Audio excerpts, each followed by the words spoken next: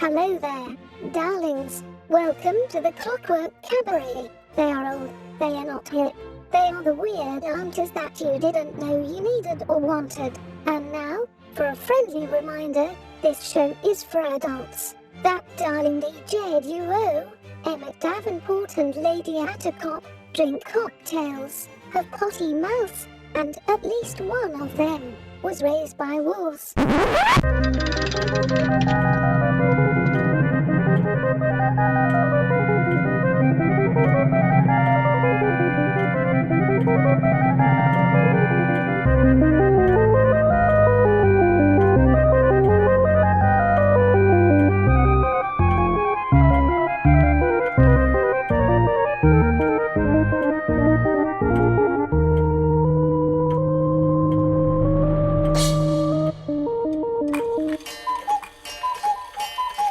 And with the sound of the cuckoo, you know that it is time for the Clockwork Cabaret. Hooray! I am Emmett Davenport. And I am Lady Attercop. And here in these Americas... We sounded very important. I don't know why I said it like that, but in these Americas... Here in there America. This week... coming up is Teacher Appreciation Week. Oh. So we're appreciating our teachers. I mean, I'm an adult human being, so I haven't had an actual school teacher in a very, very long time. But I am still in cosmetology school because it never ends in the hell year. Yes. Of the pandemic. So I do actually still have teachers. Well, there you go. So I am older than several of them. Yeah. So I hope you appreciate them. Dynamic. I hope you appreciate them. Our local town PTA is doing appreciation thing with the cafe where any teacher that comes in can get a coffee drink, and the PTA will be paying for it. Which was very lovely and nice, and I appreciate it, and I'm sure that the teachers will enjoy it as well. However, I kind of wish the Board of Education would just, pay teachers better as a sign of appreciation. As a sign of appreciation, maybe we can give you more money? Yes, on a regular basis. Benefits. Yeah. Maybe one of the two. No, let's not get carried away, Emmett. That's too much. It's too much. You can't pay teachers well, then you might attract good and decent people to the profession, and we can't have that. Everyone has to have a nightmare teacher. Everyone has to have a teacher that makes them question their existence on Earth. I mean, they don't. Theoretically, you could just live your life with no one who makes you feel bad, but then why would you listen to the show? Yeah. Oh, no, so I was homeschooled. So your teachers were all nightmares because they were related to you. Yeah. So they through high school, up until high school. So my I was unschooled. Is the style of homeschooling that my your mom didn't do shit is what you're saying. Yes. No offense. I was self-taught. Really. I want to make a caveat because we're gonna get some emails. Yeah. No offense to the unschoolers out there that actually use that methodology to engage their children or students in the curriculum.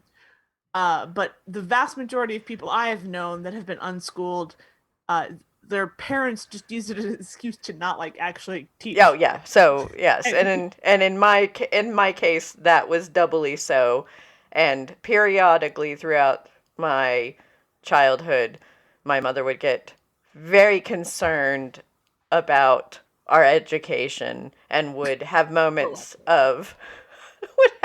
where we would have to have class because she would be worried, because usually it followed after we had been playing a lot for days and days and days. And not doing schoolwork. And living your best life. Yes, enjoying ourselves, being little wild children in the woods doing things. And there would usually end up being a day where it would be school day. At some point, your mom went, Would go, okay, after breakfast we're having class, and we would sit down and have actual class, and then because my mother had a very short attention span, usually about, I want to say 3 hours. 3 hours of it, she would usually go, oh yeah, you're fine. Go on. All right, get out of here. Who Go can on. stand more than 3 hours of education? No one. And then, yeah, but it happened like at least once every 2 months, 2 or 3 months, she would have this moment of, I'm concerned about the education of my children that I have tried to teach them I'm concerned my children might not know how to do things into society. Yeah.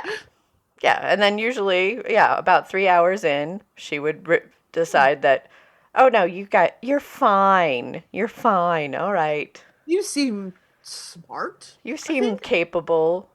Yeah. You seem like You can spell. I asked you how to spell a thing. You knew. You did it. Awesome. Now we're gonna go, because this is a lot more work than I had really wanted to be involved in. Yeah, it turns out teaching molding young minds. Yeah, is a lot of work. But I apologize, because apparently Zoya is going to be our new. Oh, we have a guest. We have a guest. We have a guest we didn't plan on. That's all right. Could you please not be in front of the microphone? Is that a thing you can do? No. This sounds like your mom teaching people. Could you just, maybe learn some arithmetic? Is it a thing we could do today, maybe, perhaps? What is 5 times 5? I think you're asking too much with that cat. Zoya, what's 5 times 5? I've taught you nothing. You must be using the unschooling method that my mother used. I'm using unschooling on my cats. Yes. So far, they are uninterested in reading, writing, or arithmetic. Yeah. Well, I do have to say that my mother... but very interested in murdering squirrels. Yes. My mother did luck out in the fact that I happen to like to read and learn things. So yeah. My little sister, not so much. Oh no. Crashed and burned. Yes. You like I am me. That would be the correct grammar. I did good. I went through all public schooling, I'll have you know. And it did this to me, so who's wrong? I did have one terrible teacher experience when I did go to public school, but overall, it was lovely. Did you also have a good teacher experience? Oh yeah. I have actually. So one of the things of mostly being good teacher experiences. That's because you didn't go to public school. Well, yeah. Well, I was gonna say that one of the things about being homeschooled that I learned from going to school is the fact that I was a lot better at having conversations with adults than I was at having conversations with people my own age.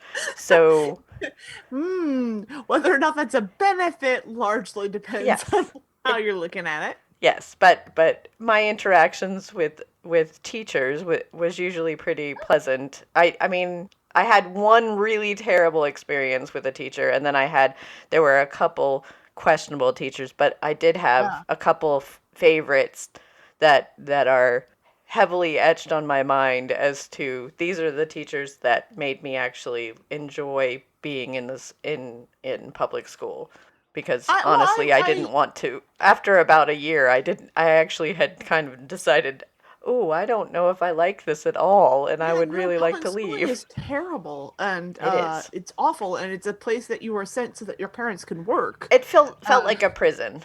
Yeah. And again, I say that as I am not homeschooled. I know that is shocking, considering just everything about me. No, I'm not homeschooled. I'm just neurodivergent, possibly. So hey, what's up? You are. We all know you are. Yeah, I know, but I haven't been officially diagnosed, so I'm gonna hang on to that for a little while longer. Toe that mystery line. Yeah, no, I was, do I actually have some stories about teachers I cannot tell on this podcast without a trigger warning? So, Heyo. That's yeah. That's not funny. That's true. I know. That's just trauma talking. Yeah, But no, no, that's but also I had a lot of great teachers, and I have a lot of great teachers who instilled a love of subject and learning in me that I have to this day. And occasionally I come across their Facebook pages, and that's weird that they exist as people. It shouldn't be weird, but it's a little weird when your 11th grade history teacher comments on your dumb post about your cats. It's always strange.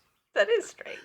There's a little bit of a like, oh, you're an adult and I'm an adult and we could relate to each other as adults, but now we can't. No, but I did have some great teachers, and I have some great teachers now, and they should be paid more.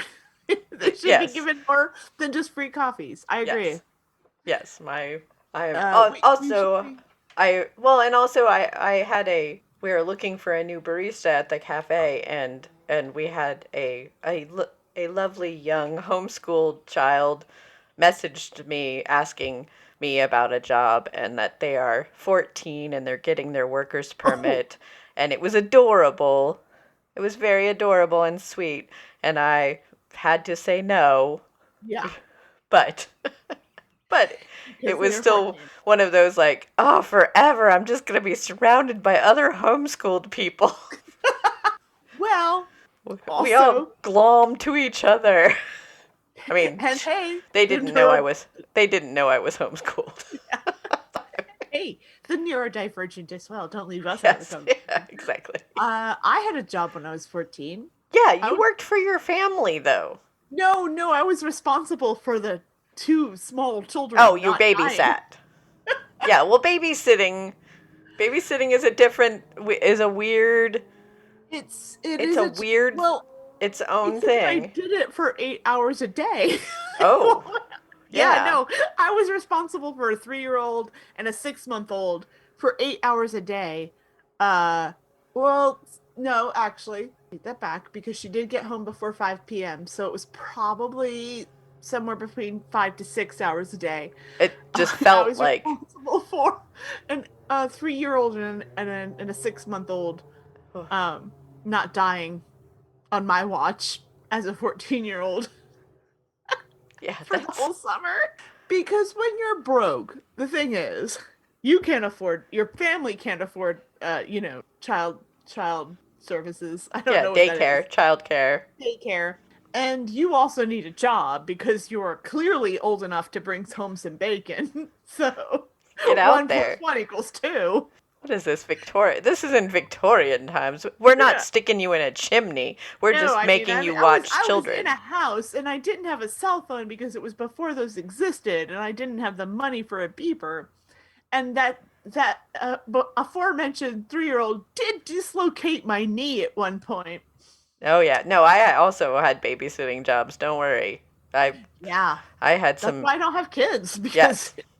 Yeah. Like, no. All right, I already did that. I already raised some babies, and I don't see the appeal.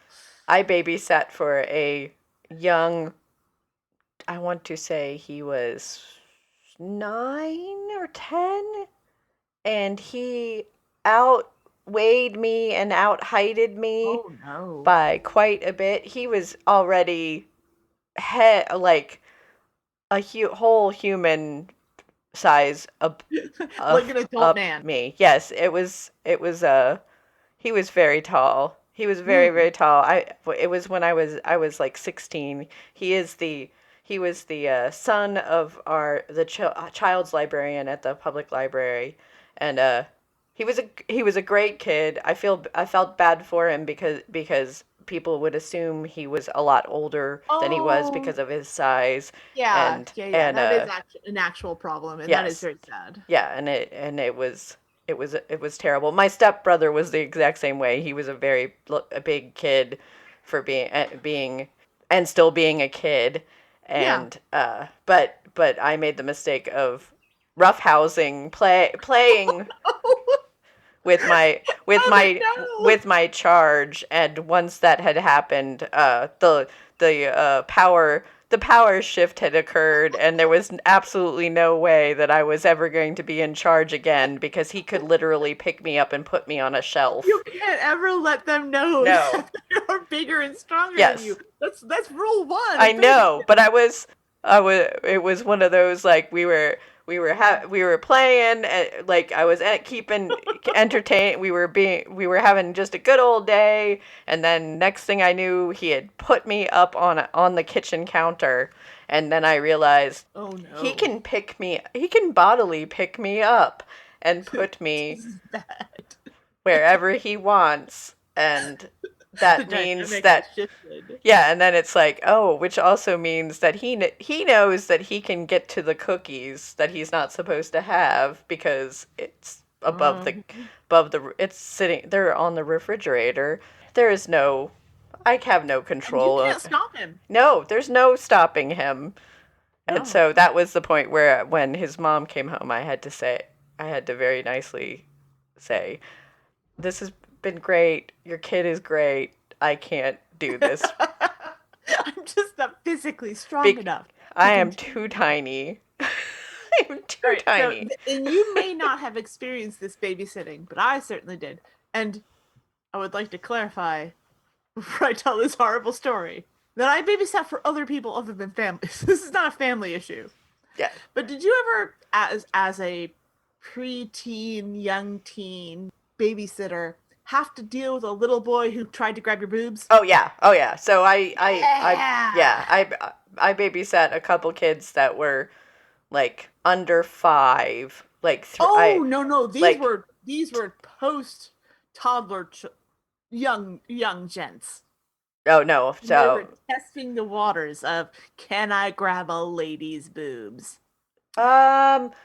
Yeah, so the only kids that I babysat that were older than like kindergarten age, they were very shy kids, and I thankfully did not go through that, but I did have that experience with small children, and also not actually having any boobs. It was a very weird experience, because it was like, what are you doing? I don't even have any. I don't know where you're going with those hands. Yes. But, you're about to be disappointed. Yes. Yeah. No, I have, and I thought this was a one-off until it happened more than one time. No, it's not. It's a thing. And I've heard the story from other women who have or babysat other folks with boobies. Yeah. Like had babies are always gonna try to grab a boob they see, because they associate that with food. That's fine.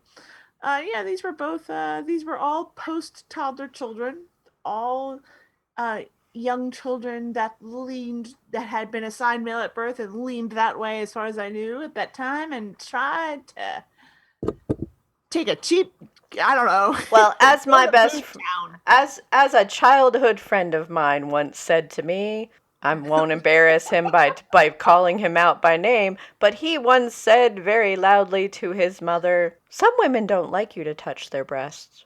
It's true. It's accurate. I fortunately, all of the kids that tried that with me, I was able to be like, if you do that one more time, I'm going to count to 5. And they'd be like, trying to, cop a feel again. I'd be like, 1, 2. Oh, and then you did that. Like, they didn't get, but like, they were too afraid of what? I don't know. I didn't have any actual power as a babysitter, but they didn't know that. And I wasn't about to tell them.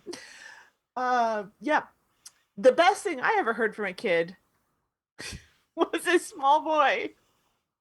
When I worked at the yogurt shop, a young gentleman of about, 7 or 8 came in and was loading his yogurt up with Fruity Pebbles. I wasn't going to say anything, because Fruity Pebbles on vanilla yogurt sounds delicious. And as far as I'm concerned, kid, you know what you're doing. But then he looked at me and says, I find that the Fruity Pebbles expand the flavor profile of the yogurt. And I was like, okay. I wasn't going to say anything, but now that you've said it, all right, you're right. It probably does. I don't know what any of those words mean. I'm a college graduate. I've At this just moment, you're the expert. I've just never had an 8-year-old. Tell me Never had an this. 8-year-old tell me about the flavor profile of frozen yogurt.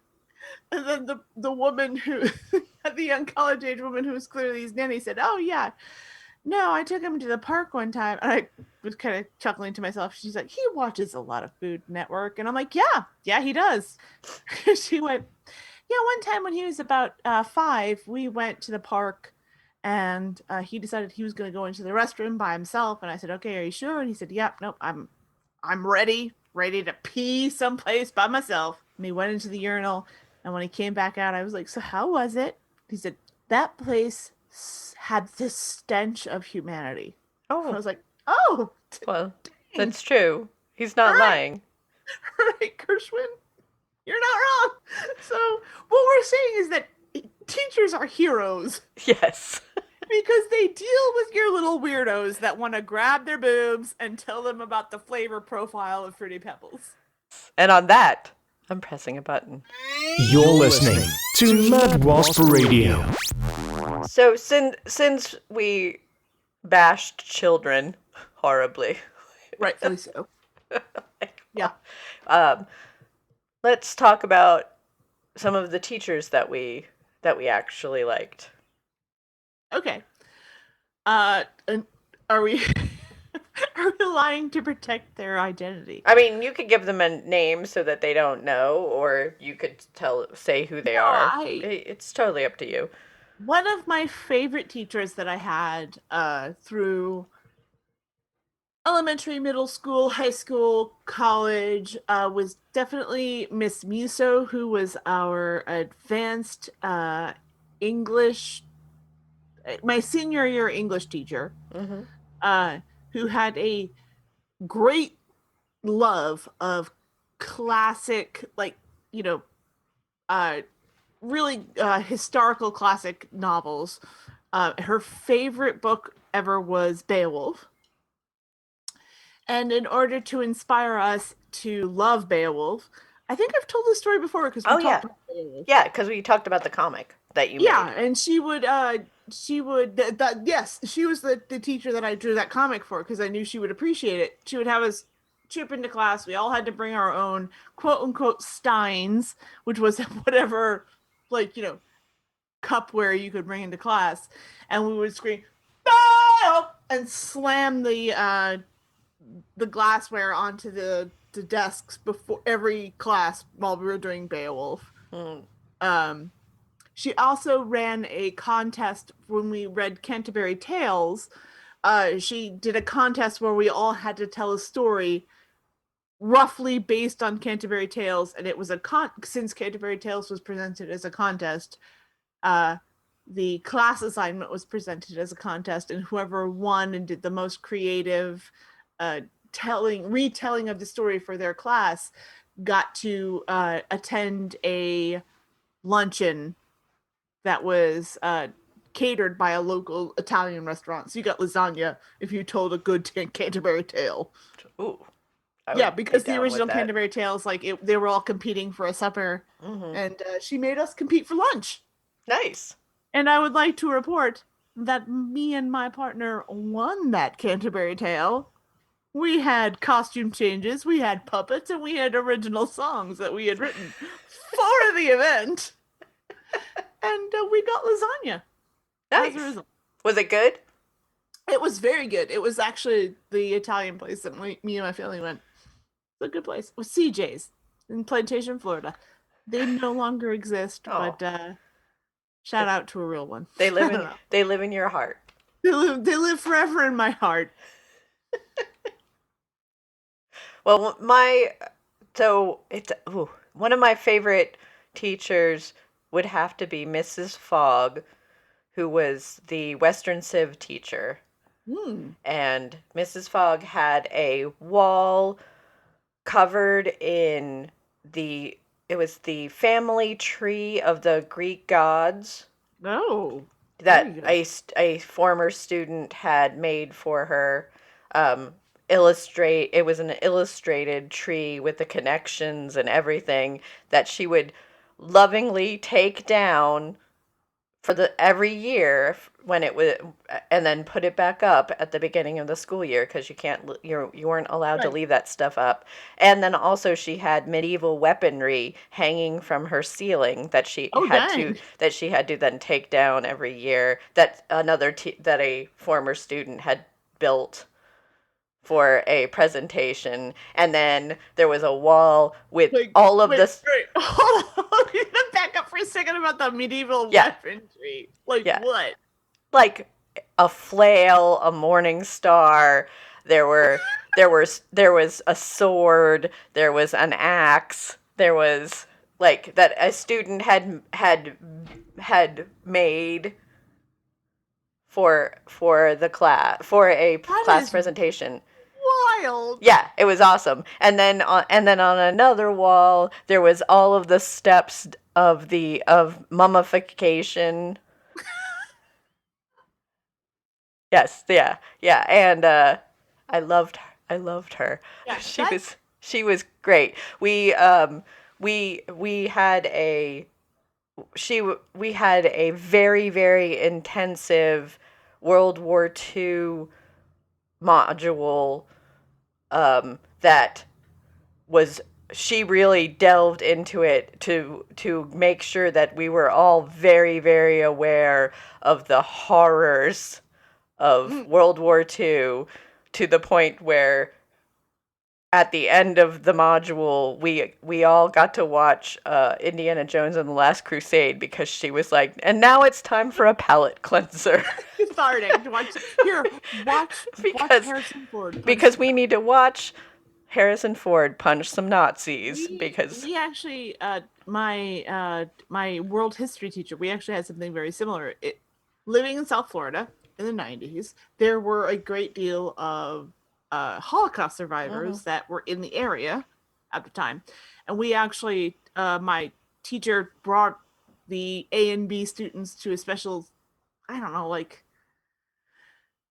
I hesitate to say symposium because that Yeah. makes it sound like it was a fun and light. But it was a presentation where we we listened to speakers and we saw photographs that were taken at when they liberated concentration camps. Yeah. And then we actually spoke to a survivor. We were all gathered around, like we were broken into batches of 10 or 12, and we spoke to a survivor of a concentration camp. And that was very intense. Yeah. Well, yeah, and ours was very intense, and we delved into a lot of the absolutely terrible conditions Yeah. of everything, and it was really in depth, and I I appreciated it Yeah. so much. We actually read, like, I had read Mouse. Oh, And right. so that was one part of the conversation. I think I introduced her to it. I brought it in for her, and she was like, "Oh, this is great." Like, Yeah, so, tough, but great. like, I mean, it's great in that it's a well done comic. It's very heart wrenching and Yeah, sad. if you want some tough but beautifully done Historical. work from the Yeah. perspective, from a non-American perspective, Yeah. Mouse is great, and so is Grave of the Fireflies. Yes. Yeah. Which is a cartoon. Be prepared to Be cry very your eye sad. out. Yes, and in both cases. In both cases. Ooh, But- especially but- Grave of the Fireflies, because I think that's a Miyazaki joint. It's a Ghibli. Yeah. Oh, Ghibli, a Studio Ghibli. Yeah. Yep. No, it's very heart-wrenching and Beautiful. very sad and beautiful. Heart-wrenching. But yeah, Mrs. Fogg made history fun. I was actually banned from participating in her pre-game quizzes. So having been homeschooled, also Western Civ was pretty much my jam. And I obsessively studied mythology and Arthurian legend and Egyptian mythology and mummification, and like I already studied a lot of that. I'm not gonna say, yeah, I was totally a nerd for it.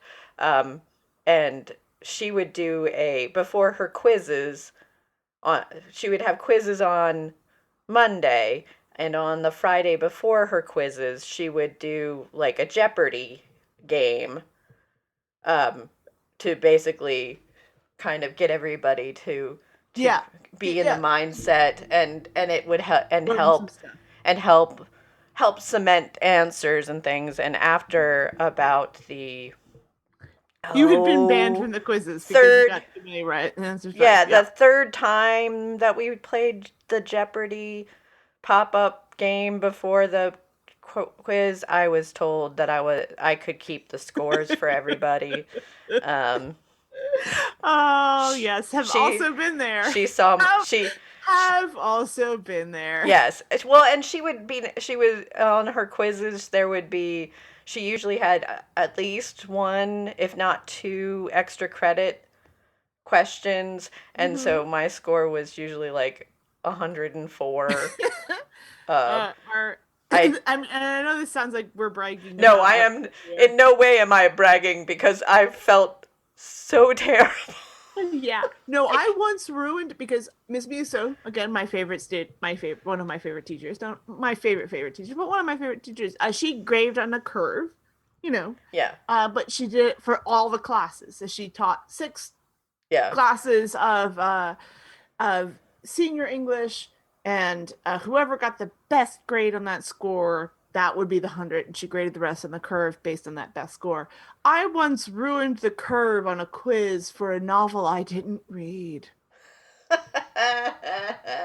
It was Wuthering Heights. I still have never read Wuthering Heights. I hate Wuthering Heights. If you know me, you know how much I hate Wuthering Heights. Yes, we have gone through this many We have times. gone through this, but it is a very well written novel, and it was a quotation uh test quiz. So you had to identify the character that said the quote and explain why that quote was significant to the plot of Wuthering Heights. Oh wow! And you aced and I it. had not read it, But you had very strong opinions about who it was. Opinions about Wuthering Heights, and I had gleaned enough. And again, it's a very well written novel. You can tell who's speaking. If you're familiar with the characters, you know who's speaking because like all of them had very unique voices. But I wrecked the curve for that. So I had 6 classes of people coming up to me mad that I had ruined this test for them. And then they got even madder when I said, yeah, no, I actually haven't finished the novel. I've just read bits and pieces of it and tried to watch the miniseries. Yeah, I went to the library and tried to watch the BBC miniseries and couldn't even get through that because I hated the characters so much. But I had gleaned enough information apparently to just decimate everyone else on this test. Yeah, I was essentially the scorekeeper in my. Our teacher, she like, and this is one of the reasons she was one of my favorite teachers. She involved a lot of theatricality. Am I saying that right? Yes. Into her classrooms, like one of the tests that we did was like you had to memorize a Shakespearean soliloquy. Mm-hmm. And you were graded. It had to be of a certain length, and I took a B on that quiz, on that particular test, just because I really wanted to resuscitate the Iago's soliloquy from Othello. From Othello, where he talks about what a jackass he is. Like, I can still, to this day, recite Juliet's soliloquy from Romeo and Juliet. And I could have taken that easy A, but I chose to recite. Instead deliver unto my class. That's all right. I speech of Iago from Othello, because I was that kind of extra. Well, I did the insane speech of Ophelia from Hamlet for a theater class. So I understand. Yes, Sometimes there's one that there's a soliloquy or a speech that from a Shakespeare thing that you just have to do. Yep. It's gonna be. You're not gonna get the A. You're not gonna get the A. Feel real good. Like, and Yeah. she came up to me later and was like, "I'd have given you an A if it was longer." And I was like, "No, I know, I know I chose a speech that was not long enough to get the A grade. Yeah. I just really wanted to do this one. Yeah. Oh no. I just really wanted to be Iago and tell my class." Yes. About why I hated Othello. Yes. And why he was an asshole, and I'm an asshole, and I didn't care. One of the best versions of Iago that I've ever seen was Bob Hoskins being Iago, and who is not, which if you had told me was going to be Iago in something, I would have laughed and been like, "You mean the guy from Roger Rabbit? That's ridiculous." But I saw him do Iago in school, and it was absolutely stunningly wonderful, and Yes. and to this day it still is glued in that speech with him doing it was just glued into my head. The best, the like, and honestly, like, and I could talk about my art teachers. I also had a lot of really great art teachers who were very supportive and awesome and let me eat lunch in the art room as a little outcast weirdo who had nowhere else to go. And gave me so much leeway and let me do things that weren't technically part of the curriculum, but because I wanted to do them and I was driven. And I could talk about that, and that's also true. Like that is also a thing that happened, that I had these great experiences with these art teachers. But I think with Miss Musso, she was the teacher that instilled that even old work like Shakespeare and Chaucer and all this stuff and Beowulf, even these things that seemed old and kind of weird, like and stilted when you kind of just read them on the page, are these living, breathing, passionate works of great literature. And she was the one that instilled that into me. And so, and it's still something I super enjoy to this day. So that's one of the reasons that I'm always like, yeah, Miss Musso, you were, and my history teacher, Miss Dishowitz. So that history was something that was interesting instead of boring and like, this general did this thing on this location and 559 people died, Yeah. Oh yeah, no, Mrs. Fogg was very much a not just about the date, like, yes, we had to know the dates and the times of things because that's one of the things and why this was significant, but historical record. But yes, but she also, I think, is one of the people that helped me understand that it wasn't just the military political aspects of the world around at the time, but also the artistic movements and various other things that also helped to direct where history was going. And that's what I found really fascinating. And also she made learning enjoyable.